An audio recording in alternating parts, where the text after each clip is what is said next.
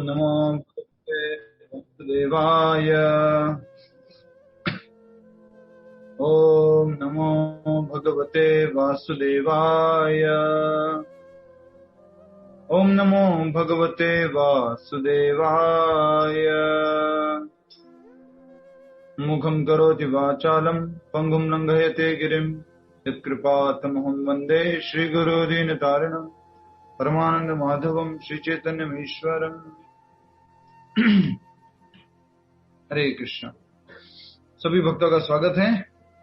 जो प्रतिदिन आते हैं उनका हार्दिक स्वागत है, जो कभी कभी आते हैं उनका बहुत बहुत स्वागत है, और जो आज पहली बार आए हैं उनका भी बहुत स्वागत है, और जो देहरादून वाले डिवोटीज हैं उनका भी स्वागत है। आज आपके घर में कथा हो रही है। हरि बोल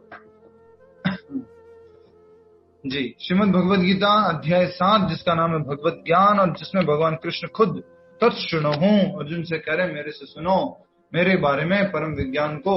और बार बार भगवान इसमें शब्द उपयोग करते हैं, माम अहम अस्मि, जिससे कि भगवान अपने को ही बार बार संबोधित कर रहे हैं, अपने बारे में ही सारा ज्ञान दे रहे हैं। लेटेस्ट हमने अभी तक ये समझा है। अच्छा, जल्दी से आप में से कोई ये बताइए, पहले हमने सेक्शन पढ़े थे, तो कौन से सेक्शन पे चल रहे हैं अभी? सेक्शन वाइज कुछ आप कनेक्ट नहीं कर पाए ऐसा लग रहा है। कौन से सेक्शन पे चल रहे हैं? और कृष्णा प्रभु जी, यस, चौथे सेक्शन पे है 15 से 25 वाले में। 15 सेक्शन पे 15 से 25। अच्छा, क्या टाइटल है इसका? किसने भगवान कृष्ण को कौन समर्पण करता है और कौन नहीं? ठीक, भगवान कृष्ण को कौन समर्पण करता है और कौन नहीं? कौन नहीं। ये श्लोक संख्या कितने से कितने का है? 15 से 25। 15 से 25, ठीक है, बहुत अच्छा। हरि बोल। तो अभी हम श्लोक संख्या आज जो है वो कितना कर रहे हैं माता जी? 18 कर रहे हैं प्रभु जी।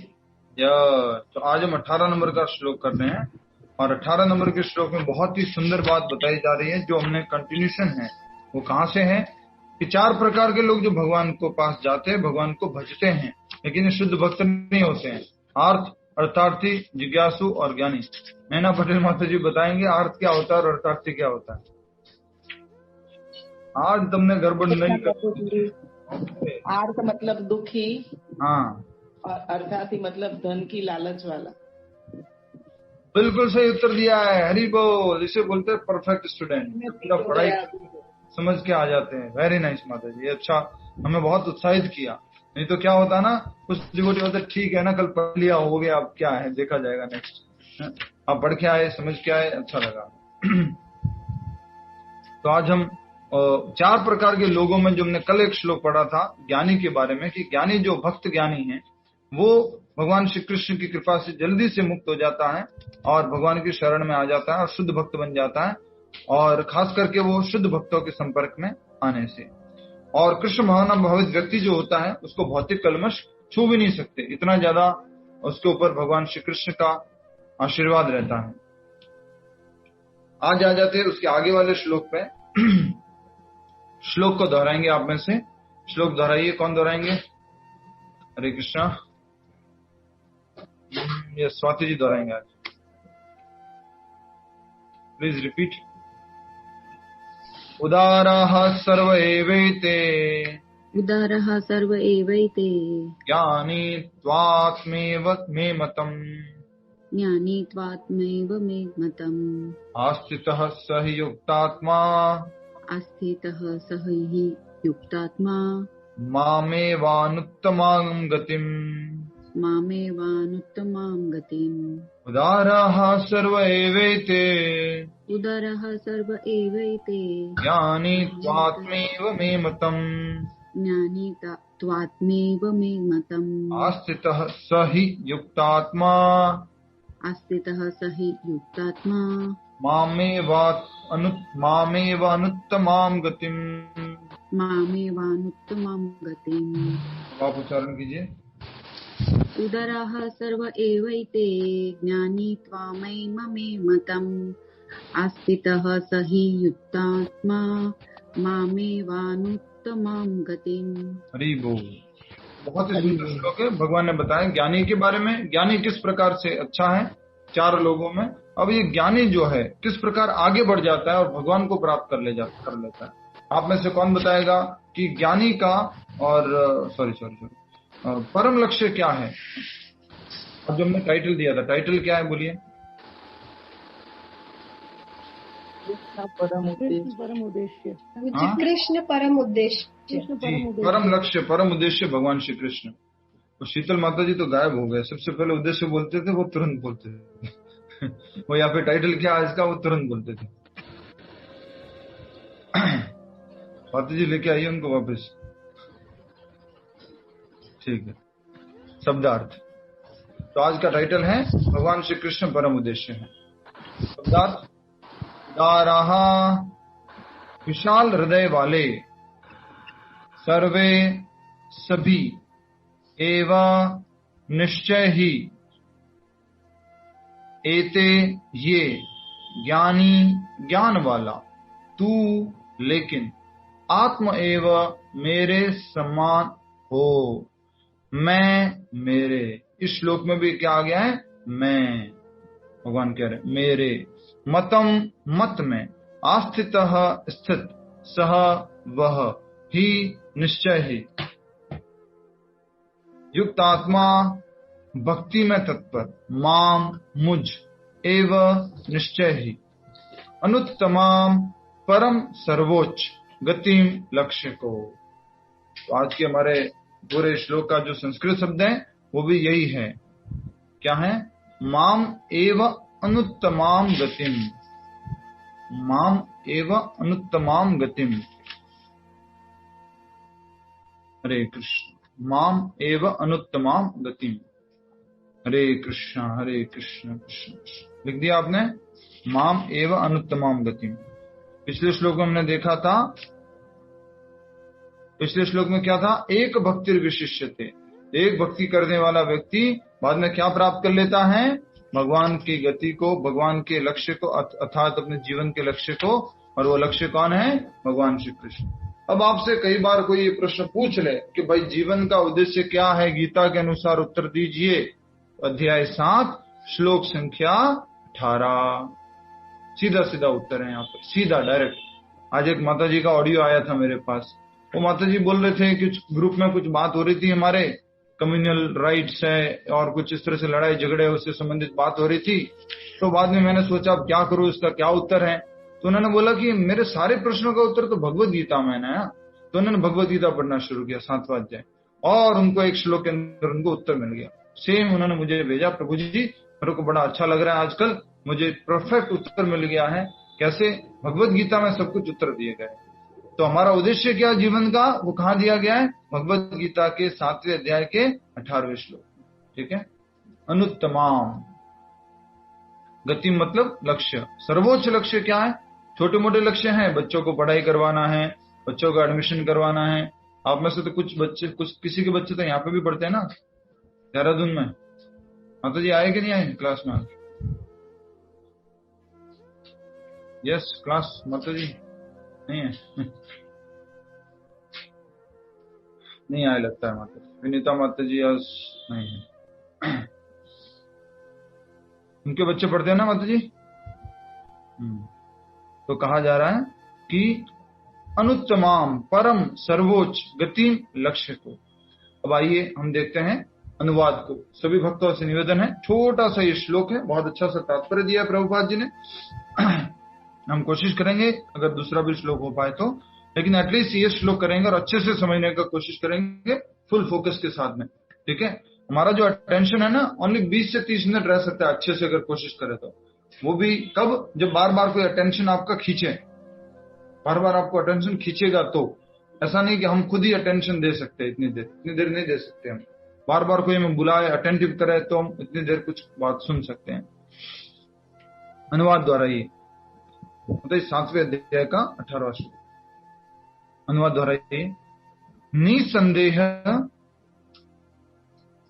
ये सब उदार चेता व्यक्ति। यस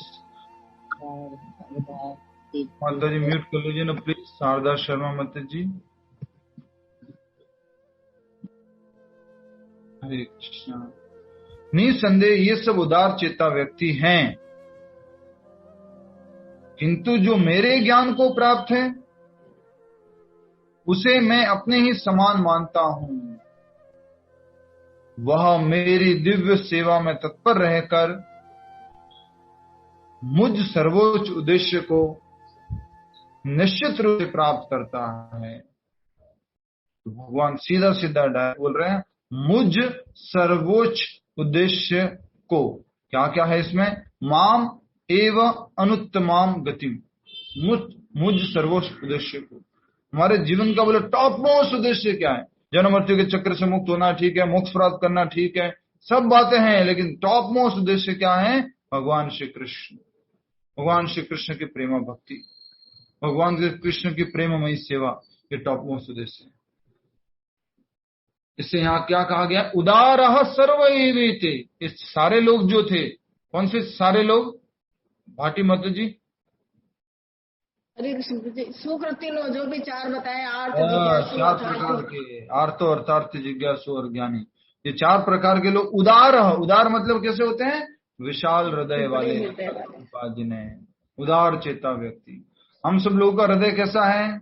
इन जनरल, आप में से कुछ लोग होंगे जिनका बड़ा हृदय है, मेरा बहुत छोटा है। तो उदार हृदय से क्या मतलब है? कौन बताएगा उदार हृदय से? उदार हृदय से मतलब क्या बताओ? तो ये होगा ना प्रभु जी के खुला हृदय वाला, मतलब बिल्कुल साफ हृदय वाला।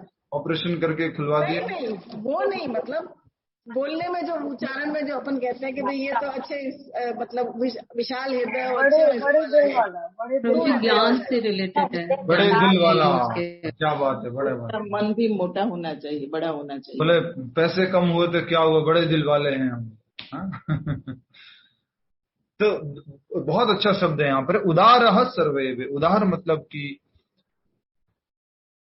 किसी भी तरह का, किसी भी व्यक्ति पर कुछ समस्या हो, कुछ कष्ट हो, किसी को कोई भी प्रकार की आवश्यकता हो, तो तुरंत आपके हृदय में क्या भावना आती है? सहयोग करने की भावना आती है। भले आपके पास सहयोग करने की कैपेसिटी है कि नहीं है, आप सहयोग कर पा रहे हो नहीं पा रहे हो, लेकिन आपके हृदय कैसा है? आपका उदार हृदय है, विशाल हृदय है। दूसरा इसका अर्थ होता है मात्र अपने लिए नहीं सोचना। उदार मात्र अपने लिए नहीं सोचना, दूसरों के बारे में भी सोचना। हमेशा हम क्या सोचते रहते हैं? मैं, मेरा, मैं, मेरा, मैं, मेरा। नहीं, दूसरों के लिए भी सोचता है, उसको उदार हृदय वाला कहा गया। तो ये चार प्रकार के लोग है तो उदार हृदय, किंतु जो मेरे ज्ञान को प्राप्त हैं, चारों में कौन? जो मेरे ज्ञान को प्राप्त है। पिछले श्लोक में भी यही बोला था। पिछले श्लोक में से बताइए पूनम गर्ग माता जी, आप सभी को अटेंटिव रहना इस बात के लिए। पिछले श्लोक में क्या बोला था भगवान ने? ज्ञानी मुझे क्यों प्रिय है? भगवान ने बोला था ज्ञानी मुझे प्रिय है और मैं ज्ञानी को प्रिय हूं। कौन सा ज्ञानी है? भक्त ज्ञानी। और भक्त ज्ञानी क्यों प्रिय है भगवान को? क्योंकि वो भगवान के बारे में जानता है। क्योंकि वो भगवान के बारे में जानता है और भगवान की भक्ति में लगा रहता है। ये दो पॉइंट याद रखिएगा। वो भगवान की भक्ति में लगा रहता है और भगवान के बारे में जानता है, इसलिए वो क्या है? वो भगवान को बहुत प्रिय है और भगवान उसको बहुत प्रिय है और उन सब में सर्वश्रेष्ठ माना गया है।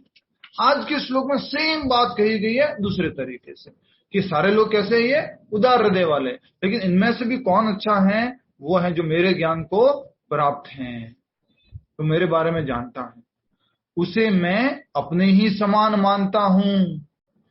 वह अपने ही समान मानने से क्या मतलब है? जल्दी बताओ, जल्दी जल्दी जल्दी, थोड़ा अटेंशन प्लीज।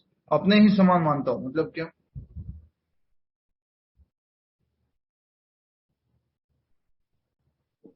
भगवान श्री कृष्ण कह रहे अपने ही समान मानता हूं। जितना भगवान को स्वयं के बारे में ज्ञान है, उतना ही वो हमको भगवत गीता के थ्रू ज्ञान से समझा देते हैं। और कोई? मुझे गुणात्मक समता के पास। ठीक है, अच्छा बताया आप सभी ने। पिछले श्लोक से कनेक्ट कीजिए। भगवान ने क्या बोला था? वो मुझे बहुत प्रिय है। और प्रिय व्यक्ति को कभी भी भगवान ऐसे नहीं देखते कि ये छोटा है, ये भी कुछ नहीं जानता है, ये भी छोटा, मतलब अभी शुरुआत किया है भक्ति का। प्रिय व्यक्ति को कैसे देखा जाता है? अपने ही समान मित्र हो गया। लाइक लविंग रिलेशनशिप में ऐसा नहीं होता है कि ठीक है ये अभी क्या जानते, कुछ नहीं जानते। अपने ही समान सम्मान प्राप्त दिया जाता है। इसलिए भगवान कह रहे हैं उसे मैं अपने ही समान मानता हूं। वह मेरी दिव्य सेवा में तत्पर रहकर मुझ सर्वोच्च उद्देश्य को निश्चित रूप से प्राप्त करता है। भगवान कह रहे मेरी दिव्य सेवा में तत्पर रह करके, पूरी तरह से वो सेवा में। तत्पर का मतलब बताइए जल्दी से, फिर अपन एक पूरा अनुवाद हो जाएगा। तत्पर लीन रहना, लीन मतलब एक कम कर दीजिए, लीन रहना, तत्पर। और कोई बताइए, लीन नहीं, तत्पर। इंग्लिश में क्या लिखा है? रेडी रहना, मतलब तुरंत रेडी रहना, एक्टिव रहना। इंग्लिश में क्या लिखा है? इंग्लिश में तत्पर। जिसके पास किताब है वो बता रहे, ईगर लिखा है। तैयार रहना। इंग्लिश में पूछ रहा हूं तो क्या लिखा है? प्रभु जी इंग्लिश में मतलब लास्ट लाइन में यही है कि being engaged in my transcendental service he is sure to attain me the highest and the most perfect goal. Being engage, तो भगवान की सेवा में वो लगा रहता है, तो लगा रहने को कहा गया है तत्पर रहना। हाँ, बीइंग एंगेज्ड। यस, तो वह मेरी दिव्य सेवा में तत्पर रहकर मुझ सर्वोच्च उद्देश्य को निश्चित रूप से प्राप्त करता है। बहुत सारे उद्देश्य बनाते हैं हम जीवन में। जल्दी से मैं एग्जाम्पल तौर पे पूछता हूँ, ठीक है? एक एक एग्जाम्पल आपको देना है, कॉमन मत दीजिएगा। स्वाति जी कोई एक उद्देश्य बताइए, जीवन का एक उद्देश्य, कोई भी एक उद्देश्य हम बना देते कि ये उद्देश्य मेरे जीवन में। यस प्रभु जी, जब मतलब आपसे नहीं मिले थे तब से पहले तो यही था कि बच्चों का मतलब अच्छी कॉलेज में पढ़े या सेट हो जाए अच्छे से, वही था। तो बच्चे अच्छी कॉलेज में पढ़ ले, उनकी अच्छी एजुकेशन हो जाए, फिर अच्छी कहीं प्लेसमेंट, कुछ जॉब, कुछ अच्छा हो जाए, तो ये हमारा एक बच्चों के लिए उद्देश्य था। ठीक है, बहुत अच्छा। नैना पटेल माता जी, जीवन का कोई उद्देश्य बताइए जो हम सोचते हैं।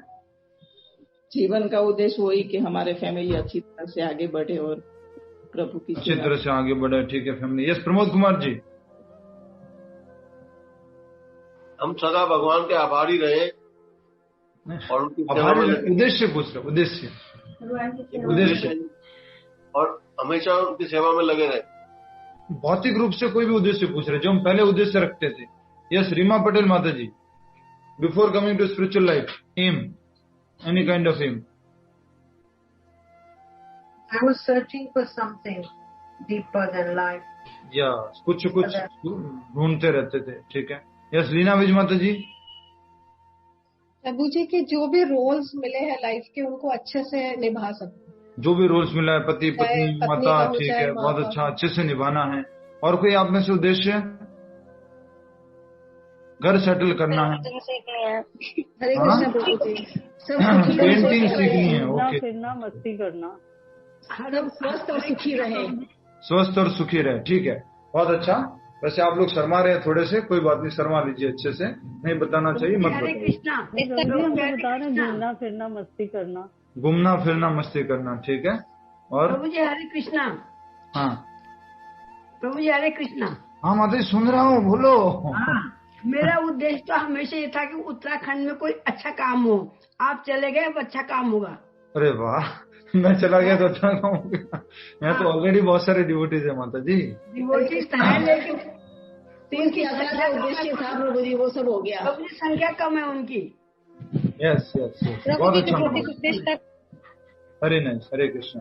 हम उद्देश्यों की बात कर रहे थे। उद्देश्यों में हमने देखा भौतिक रूप से हम उद्देश्य बनाते हैं। जैसे कि कॉलेज में, स्कूल में बच्चे, हम सब लोग जब बच्चे थे तो सोचते थे कि अच्छा 12th क्लास में अच्छे मार्क्स लेके आ जाए। कॉलेज में थे तो सोचते थे अच्छा डिग्री हासिल कर दें, अच्छा परसेंटेज के साथ में, फिर अच्छी कोई जॉब मिल जाए, फिर अच्छा उसमें हमें प्रमोशन मिल जाए, फिर कोई एक शादी हो जाए, फिर बच्चे हो जाए, फिर इस प्रकार से बच्चों का कुछ पढ़ाई हो जाए। हर समय गोल बदलते रहते थे। पूछा जाए जीवन का उद्देश्य क्या है तो मालूम नहीं, किसी को नहीं मालूम है। कोई ये नहीं बोल पाता था जीवन का उद्देश्य क्या है। ज्यादा से ज्यादा क्या बोल पड़ेगा कोई व्यक्ति, जीवन का उद्देश्य क्या है? बस एक बढ़िया लग्जरियस घर हो, लग्जरी गाड़ी हो और खूब सारी सुविधा हो, और ये मेरे जीवन का उद्देश्य। कुछ लोग स्टाइल मारने के लिए ऐसे बोलते हैं। कभी उद्देश्य क्या आपके जीवन का? मेरे जीवन का एक ही उद्देश्य। बोले क्या उद्देश्य है? मेरा हाथ कभी ऐसे ही नहीं रहे। देख लीजिए एक बार, मेरा हाथ कभी ऐसे नहीं रहे। तो कैसे रहे हाथ? मतलब हमेशा ऐसे रहे, मतलब मैं देने वाला बनूं। तो बोला ये मेरा उद्देश्य है। इस प्रकार से सब अलग अलग प्रकार के उद्देश्य। कुछ लोगों का उद्देश्य रहता है कैसे भी करके मेरे को 5 एकड़ भूमि एकत्रित करनी है, तो मैं ये करना चाहता हूँ। तो अलग अलग उद्देश्य जो है वो लोग जो बना के रखते हैं। आइए अब हम भगवान श्री कृष्ण ने बता दिया है परम उद्देश्य, और परम उद्देश्य क्या है? वो है भगवान श्री कृष्ण को प्राप्त करना, उनकी सेवा में लग जाना, ये परम उद्देश्य है। अब आप सबसे कोई पूछे, क्या आप सभी लोग इशारा करके बताएंगे? अब आपसे किसी ने पूछ लिया what is the aim of your life, आपके पास उत्तर है कि नहीं है? इतना बता दीजिए बस, उत्तर है कि नहीं है प्रभु? यस और नो, यस और कृष्ण नो। की सेवा करना, यस, कृष्ण की सेवा करना। पहले हमारे पास उद्देश्य तक नहीं था, सोचिए उद्देश्य तक नहीं था, जीवन का उद्देश्य। तो हम कह सकते हैं कि भगवान श्री कृष्ण का प्रेम प्राप्त करना ये हमारा उद्देश्य है, भगवान श्री कृष्ण को प्रसन्न करना ये हमारा उद्देश्य है। और अगर दूसरे सामने वाले को ये वाला उत्तर पसंद नहीं आता है तो आप ये भी कह सकते हैं हमें अपना कॉन्स्टिट्यूशनल ड्यूटी करना, जो हमारा नियत कर्तव्य है वो हमें करना, वो हमारा उद्देश्य है। और नियत कर्तव्य क्या है? मैं भगवान का अंश हूं और अंश होने के नाते मुझे भगवान की सेवा करना ये मेरा कर्तव्य है। और कोई लगे कि आपको ये तो स्पिरिचुअल नहीं है, कुछ ऐसे कोई थोड़ा प्रश्न उत्तर बोलेंगे तो ये समझ नहीं पाएगा, तो आप क्या बोलने वाला? तो आप क्या उत्तर देंगे? What is the aim of your life? To remain happy. क्या उत्तर देंगे? खुश रहना।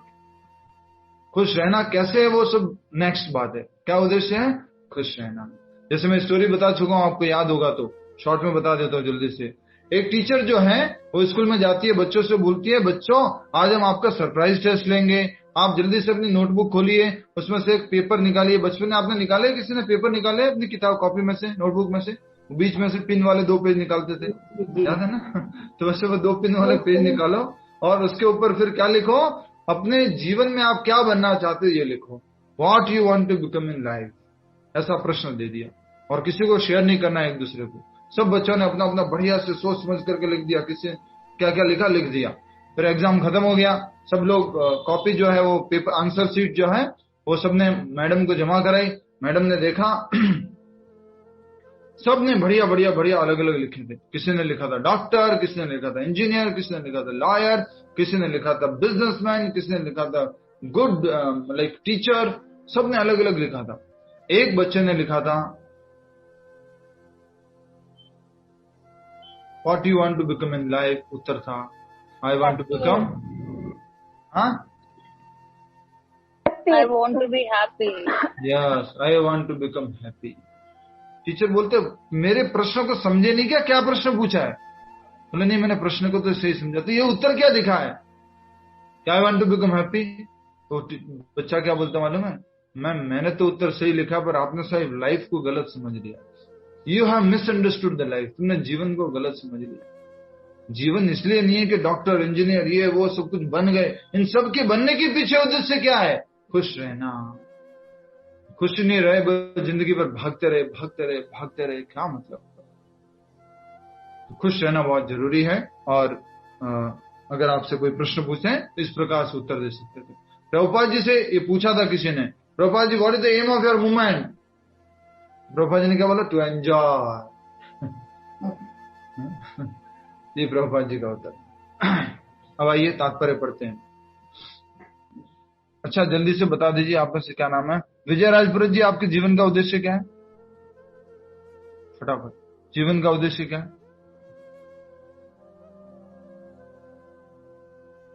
भगवान की भक्ति करना। भगवान की भक्ति करना, बहुत सही। और भगवान की भक्ति में नहीं आए थे उससे पहले क्या उद्देश्य था? सही सही बताना। बिजनेस धंधा करना। हाँ, एक मिठाई की दुकान है बॉम्बे में, एक और होनी चाहिए, उसके बाद 2 होने चाहिए, उसके बाद 3 होने चाहिए, उसके बाद इतनी सारी ले लूंगा। सही बात है ना? सही बात है, सही। ये विजय राजपुरोहित जी बहुत अच्छे बिजनेसमैन हैं और उनके पास 3 तो मिठाई की दुकान है, 4-5 दुकानें इन्होंने किराए पे दे रखी है बॉम्बे के अंदर। इस प्रकार से एक दुकान के साथ में शुरू किया होगा, लेकिन ऐसे बढ़ाया बढ़ाया बढ़ाया बढ़ाया। जीवन के उद्देश्य क्या है? बोले बढ़ाते रहो बढ़ाते रहो बढ़ाते रहो। जीवन का उद्देश्य है भगवान श्री कृष्ण की सेवा, उनकी भक्ति, राइट? आइए अब हम इसको तात्पर्य को समझ लेते हैं। भगवान श्री कृष्ण क्या बता रहे हैं, इन बातों को समझते हैं। तात्पर्य श्रील प्रभुपाद द्वारा। श्रील प्रभुपाद की जय। जय श्रील प्रभुपाद। मैं बहुत खुश हूं कि प्रभुपाद जी ने हमें एक ऐसा उद्देश्य दिया है। प्रभुपाद जी ने हमें इस भक्ति मार्ग में लगाया जिससे कि हम कृष्ण भावनामृत में आगे बढ़ सकें और जीवन का उद्देश्य मालूम हो सके। खुशी खुशी घूम सकते हैं, कहीं पर भी जाओ तो। देहरादून भी जाओ तो उद्देश्य मालूम है क्या? कृष्ण भक्ति है, भगवान की सेवा। तात्पर्य माता जी इनसे बात कीजिए, ये प्रभु जी यहाँ आएंगे, देहरादून के प्रभु जी यहाँ आएंगे। मैंने लोकेशन भेज दी थी इनको। तात्पर्य ऐसा नहीं है कि जो कम ज्ञानी भक्त हैं वे भगवान को प्रिय नहीं है। हमारे मन में कहीं उदासी आ जाती तो प्रभुपाद जी ने सबसे पहली लाइन तो यही लिख दी, बोले कि जो ज्ञानी है वो मेरे बारे में जानता है, वो मुझे प्रिय है। प्रभुपाद जी बोले ऐसा नहीं है कि जो कम ज्ञानी भक्त हैं वो भगवान को प्रिय नहीं है। प्रिय तो है, सारे के सारे जीव प्रिय भगवान को। क्यों प्रिय सारे जीव भगवान को? मुक्ता माता जी, सारे जीव भगवान को प्रिय है। क्यों? क्योंकि उन्हीं का क्रिएशन भगवान के अंश है, क्योंकि हम सब लोग उनके अंश हैं, इसलिए सब जीव जो भगवान को बहुत प्रिय है। लेकिन अब क्या बता रहे हैं?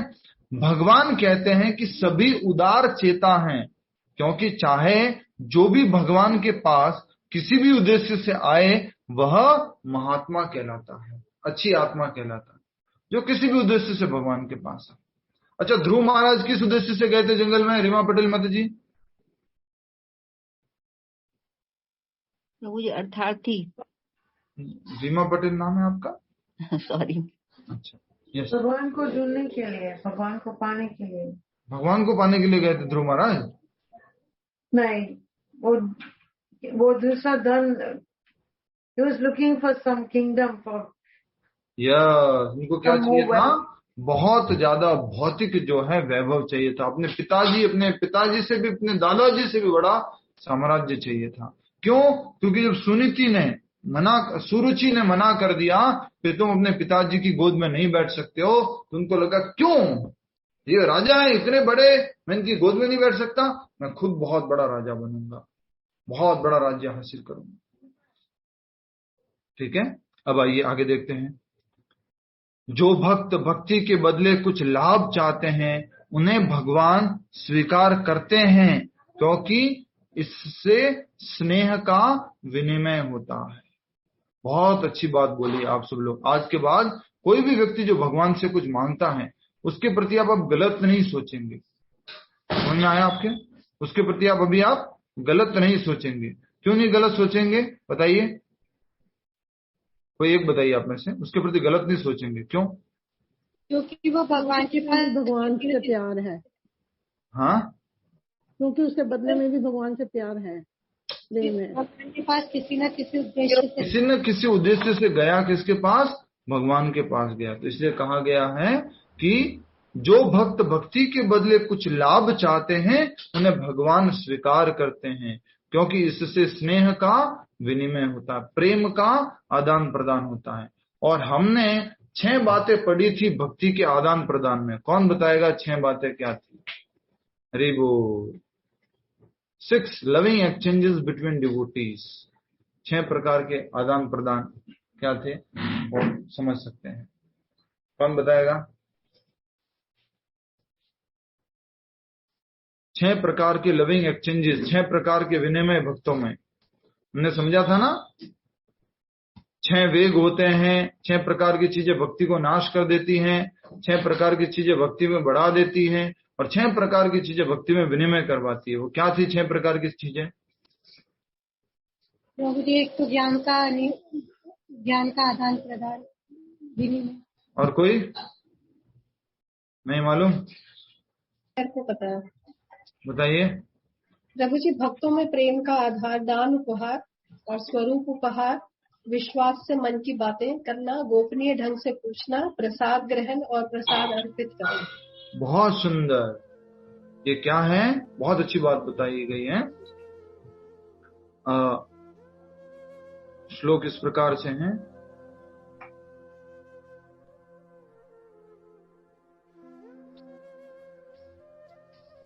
ददाति प्रतिगृह्णाति गुह्यम आख्याति पृच्छति। वेरी नाइस, थैंक यू माता जी। ददाति प्रतिगृह्णाति, देना और लेना, दान देना और दान लेना, कुछ देना और कुछ लेना। तो इसमें एक्सचेंज हो रहा है, लविंग एक्सचेंज। प्रतिगृह्णाति गुह्यम आख्याति पृच्छति, कॉन्फिडेंशियली अपनी जो बातें हैं वो भक्तों को बोलना और उनसे भक्तों से हमें उनकी बातों को सुनना। भूंगते भोज्यते छेवम, भोजन प्रसाद पाना और प्रसाद देना। छठ विदाम प्रीति लक्षणम, ये क्या है? प्रीति के लक्षण। जैसे हम भौतिक दुनिया में भी करते हैं, गिफ्ट देते हैं, गिफ्ट लेते हैं। कोई भी प्रोग्राम होता है किसी के यहाँ जाते हैं, गिफ्ट लेके जाते हैं, गिफ्ट रिसीव करते हैं। तो ये जो है प्रीति के लक्षण है। तो भगवान भी कह रहे हैं कि अगर कोई मेरे पास, जैसे बाकी बिहारी का भी रिसेंटली न्यूज आया था, किसी व्यक्ति ने 100 करोड़ रुपया दिया, 100 करोड़ मालूम कुछ दिया है, तो उनसे पूछा आपने इतना कैसे सेवा किया? बोले भगवान के साथ मेरा बिजनेस है, मैं उनसे भक्ति नहीं मांगता हूं, उनसे मैं पैसे मांगता हूं, बस मैंने फिक्स कर रखा है, आप मेरे पार्टनर हो, मेरा इतना प्रॉफिट होगा उसमें आपको इतना है। तो ये इसी प्रकार से कहा जा रहा है, जो भक्त भक्ति के बदले कुछ लाभ चाहते हैं उन्हें भगवान स्वीकार करते हैं, क्योंकि इससे स्नेह का विनिमय होता है। वे स्नेहवश भगवान से लाभ की याचना करते हैं, प्रेम पूर्वक भगवान से लाभ मांगते हैं, कुछ पैसा मांगते हैं, धन संपत्ति परिवार सुख मांगते हैं। और जब उन्हें वो प्राप्त हो जाता है तो वे इतने प्रसन्न होते हैं कि वे भी भगवत भक्ति करने लगते हैं। जब उनको भौतिक लाभ प्राप्त हो जाता है तो वो भी भगवत भक्ति करने लग जाते धीरे धीरे। ये बात हमने और पढ़ी थी, कहाँ पढ़ी थी जल्दी बताइए फास्ट। सेम बात हमने पढ़ी थी, कहाँ पढ़ी थी? ऐसी की ऐसी, जल्दी जल्दी, रिसेंटली पढ़ी थी, अभी अभी पढ़ी थी कुछ समय पहले। तात्पर्य पूरा होने वाला है, बस 4 लाइनें और बची है, श्लोक और 4 लाइनें। हरे कृष्णा, अभी तो पढ़ी थी हमने, बताइए। कोई नहीं? हरे कृष्णा प्रभु जी, पिछले श्लोक में पढ़ी थी। पिछले श्लोक में कहाँ पढ़ा है? पिछले श्लोक में ये ज्ञानी जो होते हैं उसके बाद आगे नहीं जब तक दुखी लोग होते हैं वो ऐसे जाते हैं। हाँ, जब तक हरे कृष्णा प्रभु 7.16 में ही ऐसा है, जब तक ऐसी शुद्ध अवस्था प्राप्त नहीं होती तब तक भगवान की दिव्य सेवा में लगे भक्त सकाम कर्मों में या संसारी ज्ञान की खोज में ही अनुरक्त रहते हैं, और शुद्ध भक्ति की अवस्था तक नहीं, कौन बताएगा? जल्दी जल्दी, समय का सदुपयोग करते हुए। सेम बात हमने पढ़ी थी। हरे कृष्णा, हमने पढ़ा था ना कि जब दुखी होके भी कोई भक्ति में आ जाता है, जब उसके दुख के निवारण के लिए वो भगवान के पास जाता है,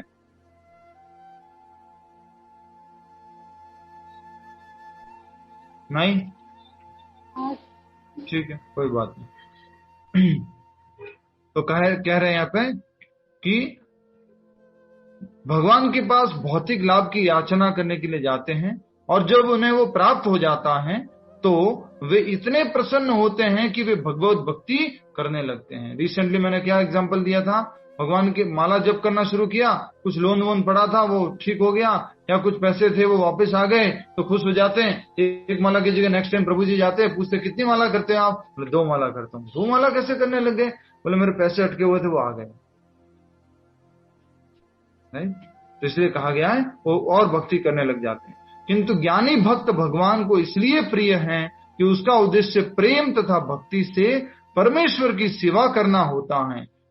ज्ञानी क्यों भगवान को प्रिय? सब लोग प्रिय है, अर्थार्थी जिज्ञासु ज्ञानी सब लोग प्रिय है भगवान को, लेकिन ज्ञानी सबसे अधिक प्रिय है, क्योंकि ज्ञानी का भगवान के पास जाने का उद्देश्य क्या है? उनकी प्रेममय सेवा। कौन सा ज्ञानी है? भक्त ज्ञानी। ये वो वाला ज्ञानी नहीं है निराकार ब्रह्म वाला।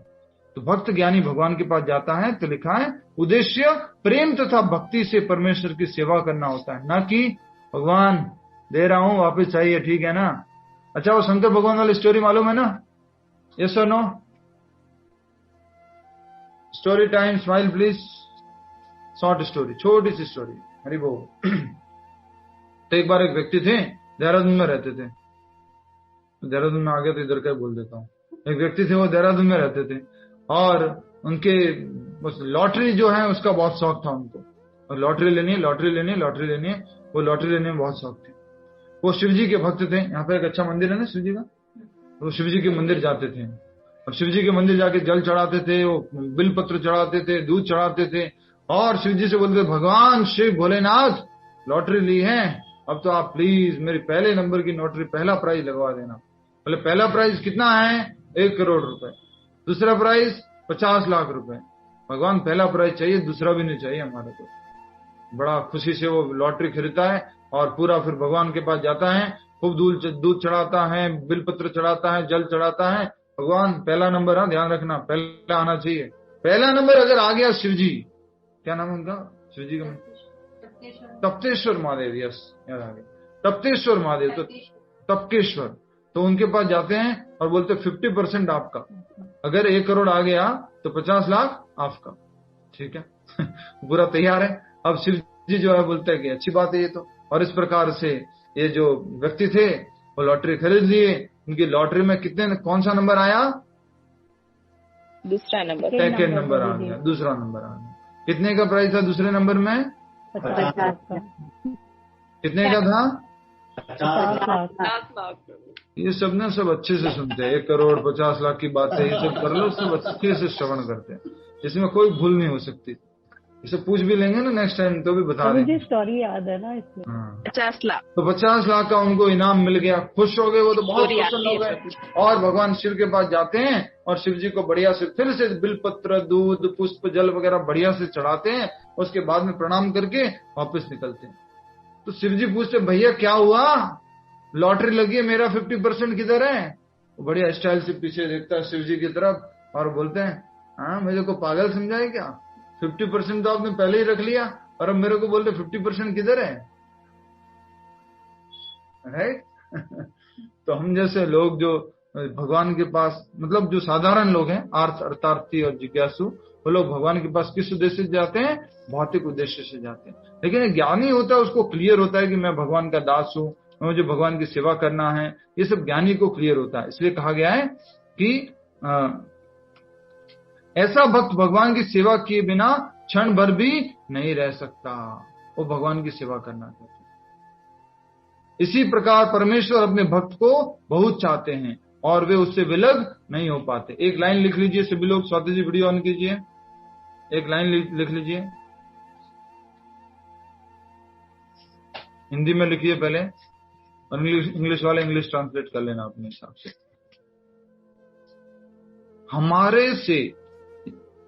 हमारे ब्रैकेट जीवों से, ठीक है, हमारे ब्रैकेट जीवों, फिर से हमारे ब्रैकेट जीवों से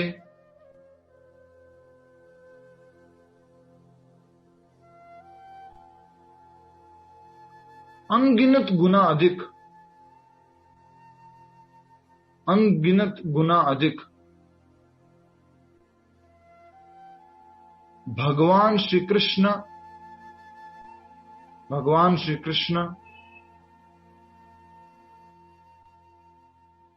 उत्सुक है हमसे मिलने के लिए, उत्सुक है हमसे मिलने के लिए। अनगिनत गुना अधिक भगवान श्री कृष्ण उत्सुक है हमारे से मिलने के लिए। देख लिया आपने? कुछ समझ में आया कि नहीं आया? हम जितना उत्सुक नहीं है अपने पिताजी से मिलने के लिए, परम पिता भगवान श्री कृष्ण से मिलने के लिए, कृष्ण उससे कई गुना उत्सुक हैं हमसे मिलने के लिए, हमें वापस अपने धाम को बुलाने के लिए। हमें तो अगर कोई आ भी जाए ना देहरादून में, माता जी चलिए वृंदावन चलिए, प्रभु अभी तो कहाँ प्रभु, अभी तो बच्चों की शादी है प्रभु, अभी तो थोड़ा सा ये है, अभी तो वो है, अभी ये करना है, मुश्किल है। भगवान श्री कृष्ण कई गुना उत्सुक है, वेट कर ऐसे खड़े हुए हैं। और इसलिए भगवद गीता में उन्होंने बोला भी, सर्वधर्मान परित्यज्य माम एकम शरणम भज। तुम Lord Krishna is more eager than anyone else from हमारे में से। ठीक है, तो इसलिए कहा गया, वापस इन लाइनों को पढ़ लीजिए। वे स्नेहवश भगवान से लाभ की याचना करते हैं और उन्हें जब वह प्राप्त होता है तो वो बहुत इतने प्रसन्न होते हैं कि वे भी भगवत भक्ति करने लगते हैं। किंतु ज्ञानी भक्त भगवान को इसलिए प्रिय है कि उसका उद्देश्य प्रेम तथा भक्ति से परमेश्वर की सेवा करना होता है। आपके क्विज में प्रश्न आएगा, ज्ञानी भगवान श्री कृष्ण को अत्यधिक प्रिय क्यों है? इसको और सरल लिख दीजिए, ज्ञानी भक्त भगवान श्री कृष्ण को अत्यधिक प्रिय क्यों है? ज्ञानी भक्त भगवान श्री कृष्ण को अत्यधिक प्रिय क्यों है?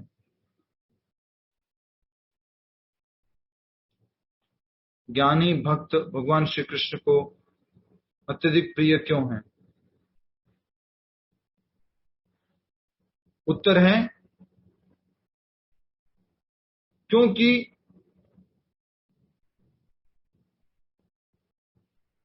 उसका उद्देश्य भगवान कृष्ण का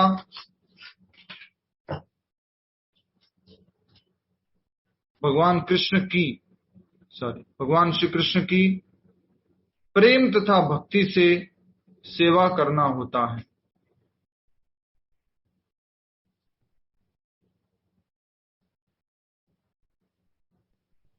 बजाय कि भौतिक लाभ के, जो अन्यों का उद्देश्य है। बजाय कि भौतिक लाभ के, जो अन्यों का उद्देश्य है। बजाय कि भौतिक लाभ के, जो अन्यों का उद्देश्य है। लिख लिया आपने? शारदा माता जी, हरे कृष्णा, लिख लिया? कुछ लिखा? क्या कहा अभी हमने? शारदा शर्मा माता जी, कोई बात नहीं माता जी, कोई बात नहीं, हरे कृष्ण। ठीक है, तो क्या लिखा अभी बताइए जल्दी से। पूरा लिख लिया ना? किसी को नहीं लिखा तो बोलो। बोलिए सुनीति सिंह माता जी, क्या लिखा? लिखा है प्रभु जी, लिखा है उनका उद्देश्य है भगवान कृष्ण की प्रेम तथा भक्ति से सेवा करना होता है, बजाय कि भौतिक लाभ के, जो अन्यों का उद्देश्य है। यस। तो ज्ञानी लोग भगवान के पास जाते हैं, लेकिन उसका उद्देश्य क्या है? भगवान श्री कृष्ण के प्रेम और भक्ति से सेवा करना। दूसरे लोगों जैसा उद्देश्य नहीं होता, वो है भौतिक लाभ की इच्छा। ठीक है, नेक्स्ट। किंतु ज्ञानी भक्त भगवान को इसलिए प्रिय हैं कि उनका उद्देश्य प्रेम तथा भक्ति से परमेश्वर की सेवा करना होता है। ऐसा भक्त भगवान की सेवा किए बिना क्षण भर भी नहीं रह सकता। हमेशा भगवान की सेवा करते रहना चाहता है।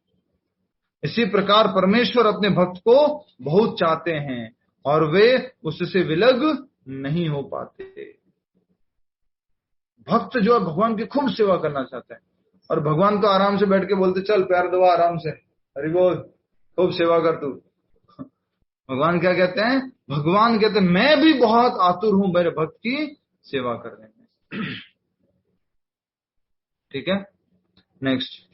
थोड़ा सा ये तात्पर्य में बचा हुआ, ये पूरा कर लीजिए। श्रीमद् भागवत के में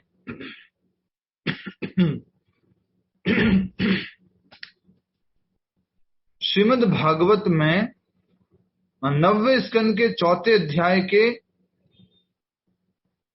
67वें 68 नंबर श्लोक में, 9वां स्कंद 4था अध्याय और 68वें श्लोक में भगवान कहते हैं, क्या कहते हैं? साधवो हृदयम मह्यम साधुनाम हृदयम त्वहम अद्यन्ते न जानन्ति नाहम तेभ्यो मनागपि। बहुत सुंदर लाइन है इसको। भक्त गण सदैव मेरे हृदय में वास करते हैं और मैं भक्तों के हृदय में वास करता हूं। मैं भक्त मेरे अतिरिक्त और कुछ नहीं जानता और मैं भी भक्त को कभी नहीं भूलता। हरि बोल, हरि बोल, हरि बोल। खुश हो जाओ। भगवान क्या कह रहे हैं? मैं भी भक्त को कभी नहीं भूलता। कभी कभी होता है ना, इतने सारे लोग आते हैं क्लास में, प्रभु जी मेरे बारे में कहां से जानते होंगे? 50 लोगों की क्लास में 100 लोगों की, मुझे कहां पहचानते होंगे प्रभु जी?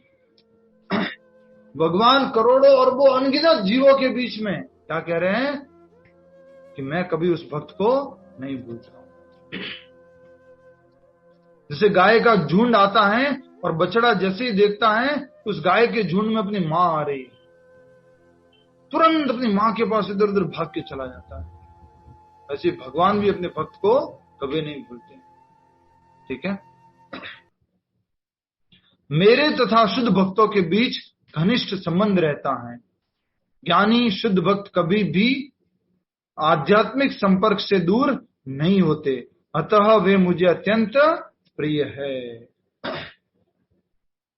पिछले श्लोक में लिखा था, क्या लिखा था? शुद्ध भक्ति में लगा रहता है, भक्ति में लगा रहता है, इसलिए वह अत्यंत प्रिय है और मैं उसे बहुत प्रिय हूं। समझ में आ गया ना आपको? फिर से इसको पढ़िए। कौन पढ़ेंगे? यस, रेखा छिपा मत जी, पढ़िए इस अनुवाद को। हरे कृष्णा प्रभु जी। भक्तगण सदैव मेरे हृदय में वास करते हैं और मैं भक्तों के हृदय में वास करता हूँ। भक्त मेरे अतिरिक्त और कुछ नहीं जानता और मैं भी भक्त को कभी नहीं भूलता। मेरे तथा शुद्ध। ऐसा एक भजन भी है, भजन लाइन यू रिमेम्बर? कृष्णा से I am in the heart of devotees and devotees in the heart of Krishna. Govind